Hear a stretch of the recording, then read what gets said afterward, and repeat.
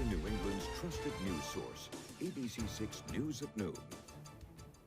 Good afternoon, everyone. We start with the weather as we take a live look outside this afternoon with our sky cam. It looks really pretty out there, but it is hot and it is humid. Chelsea's in the Weather Center with your first forecast. Hi, Chelsea. Hey, Doreen. We are looking at sunshine outside right now. Those temperatures are warming up above where we were the last couple of days, currently sitting at 86 degrees, a couple of degrees above average for this time of year. And we're going to be watching that 90-degree mark as we head into the afternoon. Now, the breeze is coming in out of the west-northwest around 8 miles per hour. So dew points have actually dropped significantly since this morning. So while we are warmer today, we're a little bit less muggy than how we were feeling out there yesterday. Temperatures across the area in that low to mid 80s range, 86 in Providence, 87 down in Westerly. It's warmer in Westerly right now than it is in Providence, and that's because of our wind direction today. So where you're noticing the biggest jump in temperatures is going to be along the coastline, running 5 to 10 degrees warmer right now than yesterday at this time. Now, again, we're going to be hovering in that upper 80s to about 90-degree mark as we head into this afternoon. So we'll be watching to see if we hit our 90-degree day, the first one so far this year since last summer. Overall, plenty of sunshine continuing through the afternoon and into the evening hours. Muggy factor starts to climb again overnight. I'll have much more on your end of week forecast in just a few minutes. Doreen? Chelsea, thank you. Our top story, the economy and the crucial inflation report that was out this morning showing prices are 9% higher in June compared to a year ago. This is worse than expectations and the largest yearly increase since 1981. ABC's Rena Roy has the latest. More bad news on the U.S. economy today, with inflation 9.1% higher in June compared to last year, a 40-year high. Sadly, there is not a lot of relief to be found in this report. And this report, I think, shocked a lot of people, even the experts on Wall Street. Overall, Americans shelling out an extra $493 per month on the same goods, according to Moody's Analytics. The national average for the cost of rent up 25.5% from a year ago. A one-bedroom apartment more than $1,700 a month. Rent's a big part of what's going on here. You know, rent makes up about a third of the overall consumer price index. Rent's up nearly 1% in just the past month. The price of groceries also up, but wheat, global shipping, and gas prices are down slightly. This report does not reflect the lower prices. Next month's report will show probably a little bit of an easing because gas prices have come down. But remember, we're still in the middle of summer. This is a high demand driving season. So any big relief at the gas pump will probably just be short-lived. Drivers are still feeling the pain. Gasoline is just too crazy. It could literally cripple our country, especially after COVID. Nobody has money for anything, and now everything goes up higher and higher. This gas station in Phoenix offering a special discount, dropping gas to $3.99 a gallon to help people out. They're dropping the price. My mission is everybody bring them down to help the community. In some hopeful news, Gas Buddy predicts prices could go down to $4.50 a gallon and possibly even more by August. There were no significant signs of cooling in this report, adding to growing fears of a possible recession. The Federal Reserve will likely continue increasing interest rates in an effort to tame inflation. Rena Roy, ABC News, New York. A Cranston man is due in court today, arrested after a wild police chase where he hid in a pond for a while yesterday. Police say 25-year-old Yanni Tetrault was wanted on several warrants when an officer spotted him about 5 o'clock Tuesday night. But Tetrault took off, eventually losing control of his car on Lakeside Drive, hitting 2 other cars in the process. He then ran into Fenner Pond, swimming across to avoid police. Eventually, he was arrested. He's facing a whole host of charges. One person is dead after a motorcycle crash in Westerly. It happened about 9 o'clock last night on Weekapaug Road. Police say the driver lost control of his motorcycle and ran off the road. He was pronounced dead at the scene. Police believe another driver was with the victim and left the scene. Speed is believed to have been a factor in this crash. Special Assistant Attorney General Edward Mullaney has resigned from the Rhode Island AG's office after he was arrested for suspicion of driving under the influence and refusing to take a breathalyzer test in Barrington. This was on the 4th of July. According to the police report, Mullaney was driving on the rim. The tire was gone. The AG's office is recusing itself from trying the refusal charge. A report by the Auditor General reveals that Rhode Island paid out at least $98 billion of fraudulent unemployment claims during the first 16 months of the pandemic. The Auditor General, Dennis Hoyle, believes the number could be as high as $550 million in false claims between March of 2020 and July of 2021. The auditor pointing blame at the Department of Labor and Training's outdated system, combined with the need to rapidly process claims. And a heads up for drivers in Rhode Island, the DOT will soon start renumbering exits on 95. It's a multi-year project to get all exits in the state to coincide with mile markers, which is now a federal requirement.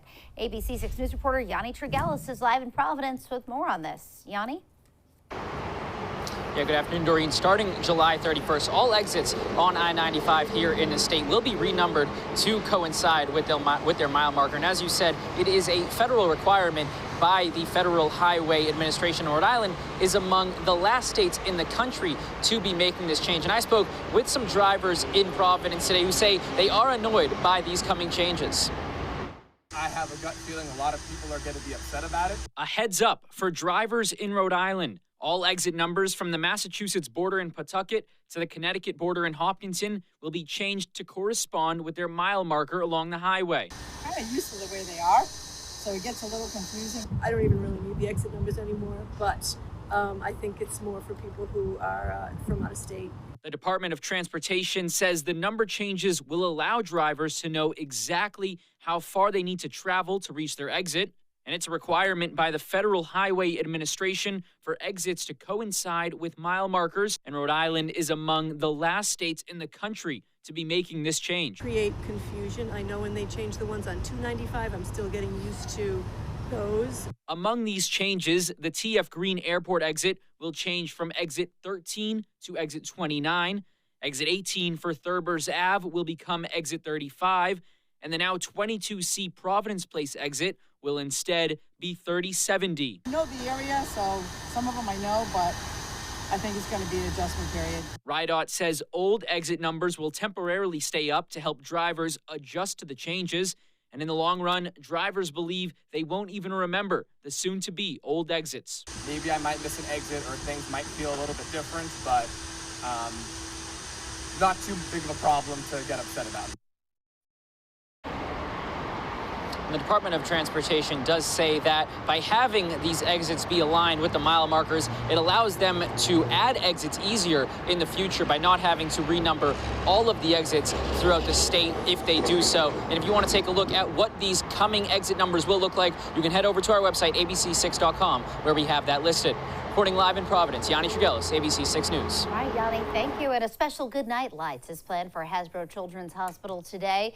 It will be a tribute to the caregivers at the hospital. Organizers are asking you to consider joining with flashlights or headlights to flash gratitude to these workers.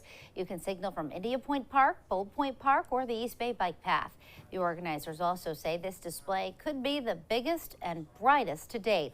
It's at 8:30 tonight. Still to come here on the news at noon, a warning from the White House for those over 50. Make sure you're boosted for COVID, the latest on the newest COVID wave. And the FBI hoping to save renters from falling for real estate scams with its latest warning. And later, we're going inside an area eatery looking at specials for Restaurant Week.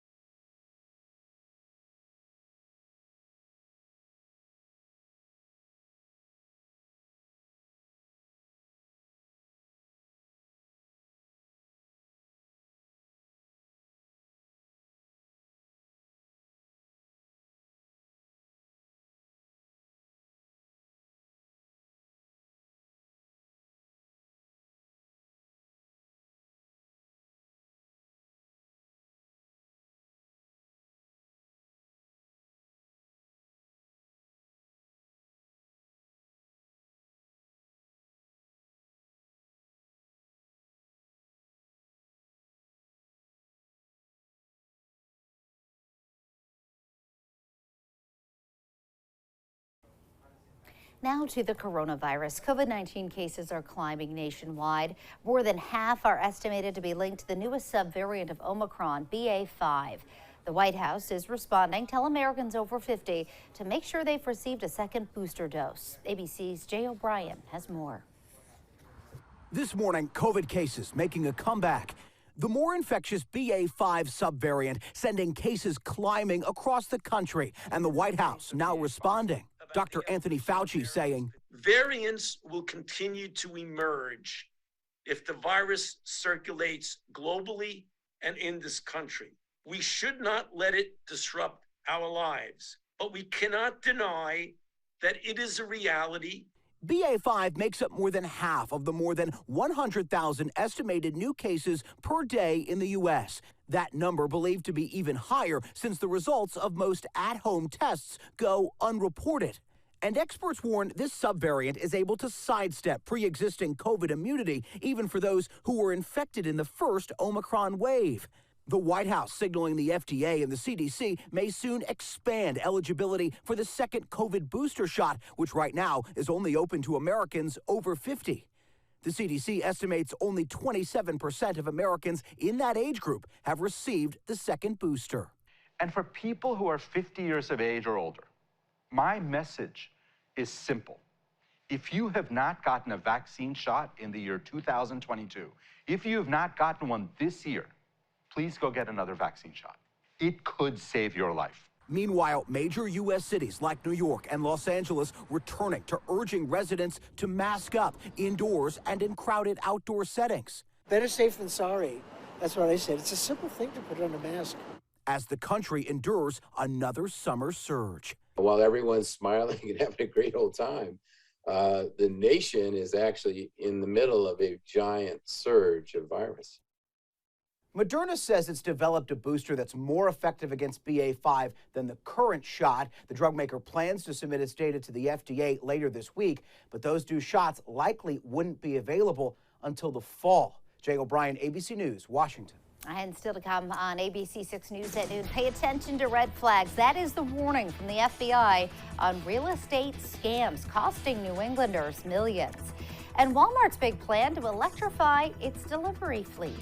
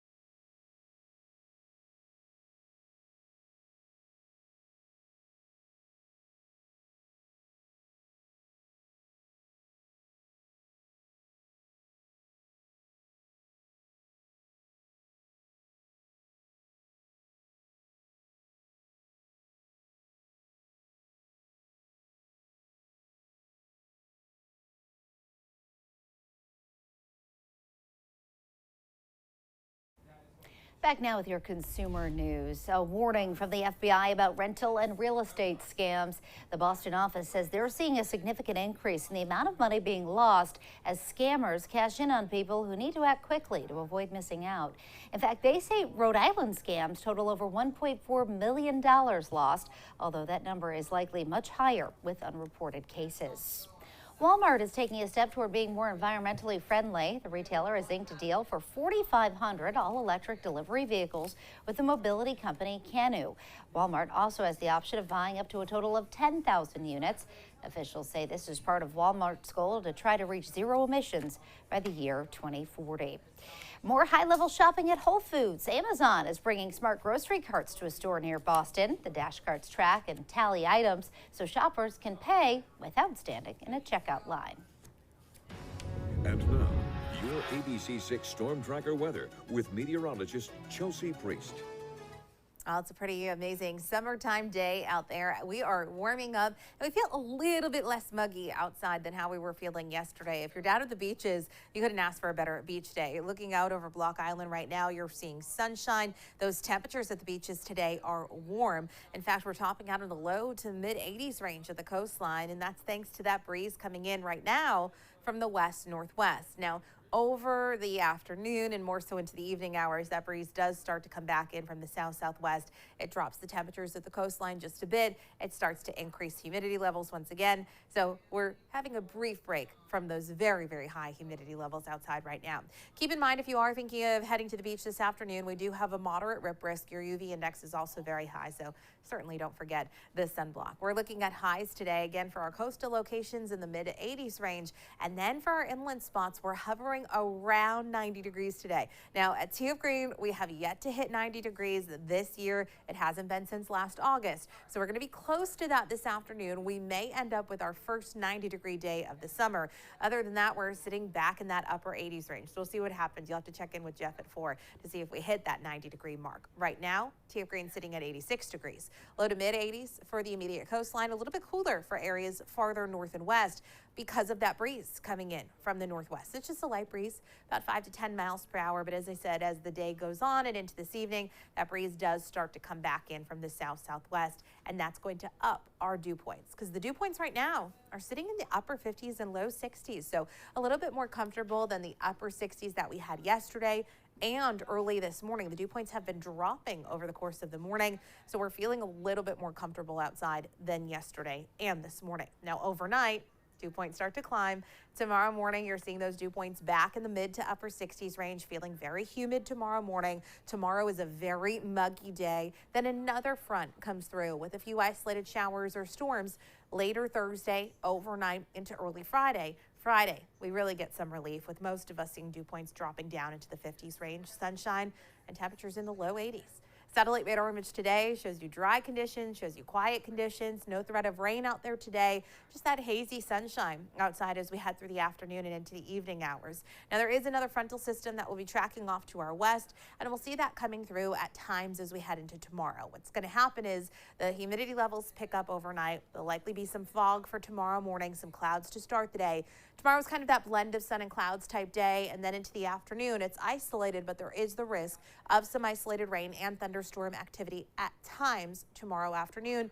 Once again, especially for our inland spots. We dry out and clear out pretty quickly. Friday looks sunny, more comfortable with temperatures in the low 80s range, and will stay mild into the weekend. About 90 degrees today. Again, we'll be checking that temperature at TF Green to see if we do hit 90 this afternoon. Overnight breeze is relatively light, if not calm, but it does slowly start to come in from the south-southwest, which leads us to muggy conditions, some patchy fog, and we stick with muggy conditions tomorrow. It'll feel humid outside with temperatures in the mid-80s range. A mix of sun and clouds for most of the day. The risk of an isolated shower or storm possible tomorrow. It looks like we may have a couple of isolated downpours, a little bit more widespread than yesterday's storms, but again, hit or miss tomorrow, so something not everybody sees. Warm, still a bit muggy on Friday morning, but we'll see humidity levels dropping, and the weekend stays pretty warm. Yeah, but today, wow, first one, yeah, right? Well, potentially. We'll be watching for it. Right. We've had a couple of days that so far this summer where we've hit 89, we've been close, but we haven't actually hit 90. So we'll see what happens. Again, Jeff will have an update for you this evening. All right, get ready. Thanks, Chelsea. Ahead here at noon, Restaurant Week is here, and area hotspots are out to tempt your taste buds. We'll take a look.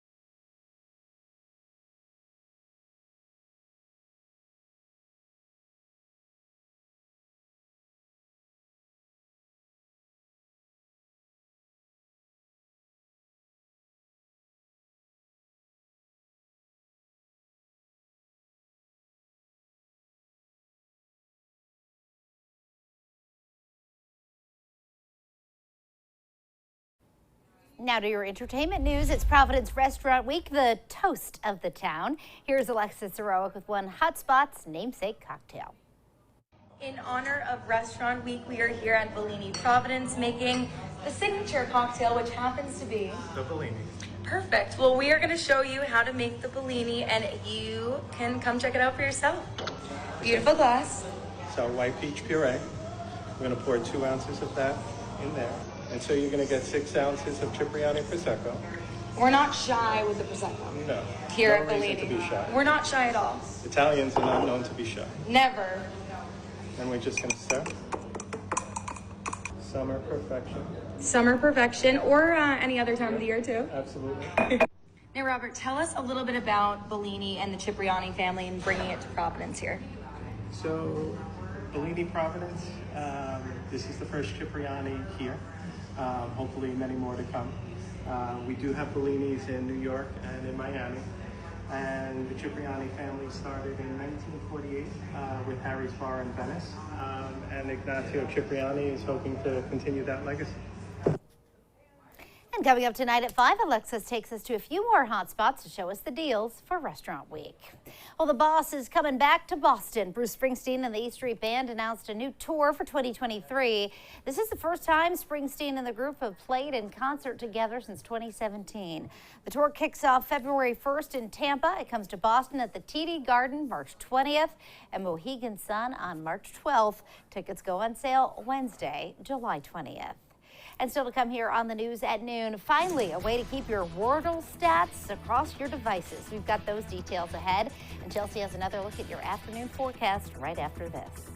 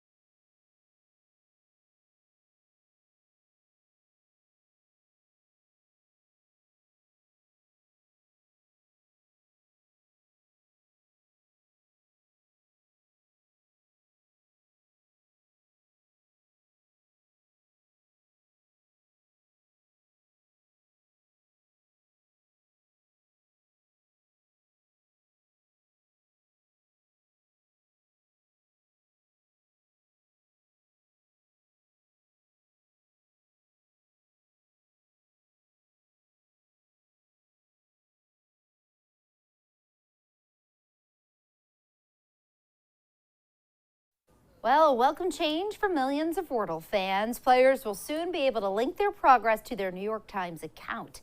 The upgrade was announced by the Times, which purchased Wordle this year. With the change in your stats, and winning streaks will now carry across all devices that you play Wordle on. So you don't just have to play on your phone. Okay. Yeah, right? If you wanted to play on your computer, you could. I mean, you could now. You Yeah, just get a but second you'd shot. have to, right, that's true. You could be really good on that Exactly. second device. I know, right? Chelsea, Yeah. that's scandalous.